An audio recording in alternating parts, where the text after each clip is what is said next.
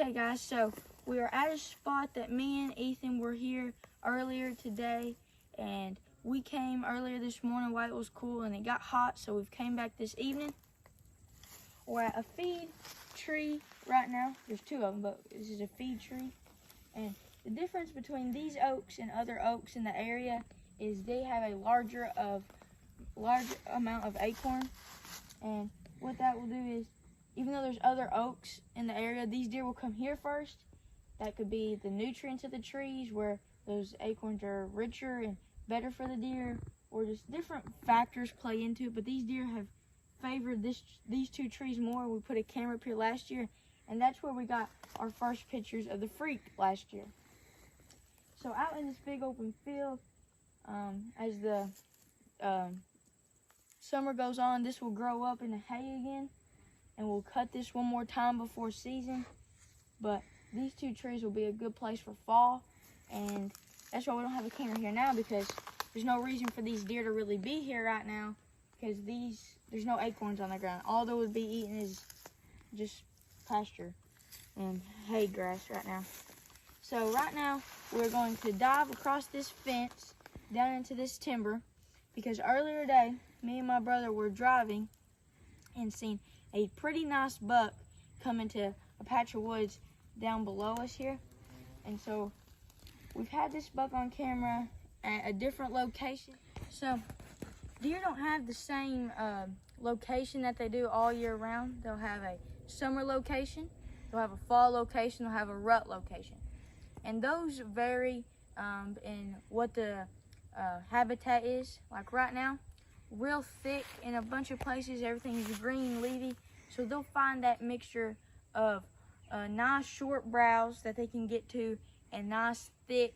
They'll want water where it's cool. They want that good where they can just stand up out of their bed, grab them a snack, get them a drink, and then lay back down. And as you get into, as it gets colder and stuff, those deer will move into more hardwood areas where they can get, where all that browse is gone from the cold weather and the frost, and they'll get into more nuts and stuff that's buried down in the ground, more like your herb. Okay guys, so as you seen earlier, we was up here in this field at these feed trees. We've came down to this block of woods now. We're quite a ways down in here, and behind me, as you can see, it's a drop off and it gets just all nasty. And if deer are bedding in there, we don't need to go in there and spoil it, because it looks like a place they could be. But right here is a nice worn down trail. You might be able to see it, and it splits, goes that way and goes this way. So right here at this intersection, we're gonna put a mock scrape in. And it's like God knew we was gonna be here, because he put a perfect branch, perfect area. So I'm gonna come in here, dig it out just a hair, and a lot of people dig it out real good. Make sure you got that bare soil, and I only like to do that if you got a camera on it. If you got a camera on it, then you know if deer's being here. But we're out of cameras at the moment, so we've came down in here and we're gonna put this mock scrape in. But we're gonna leave a few leaves in it and put the deer scent. So if a deer does come here and we come back and check this place, we can tell if they've been here or not. So we've dug it out just a little bit.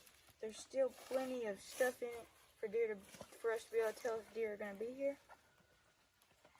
We'll get our buck urine, as you know we use. Get it out. It's gonna be a while before we'll be back in here, because we just came in here.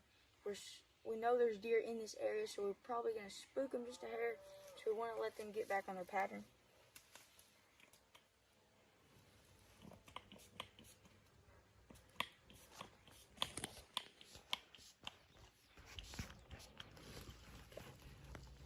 We got our buck sent out. Still got plenty in there. And now we're going to get our branch butter, our head gland. I'm gonna go ahead and put it out on this limb. But all these little branches right here, they're kind of in the way, so we're gonna make it look like a definite scrape tree right here.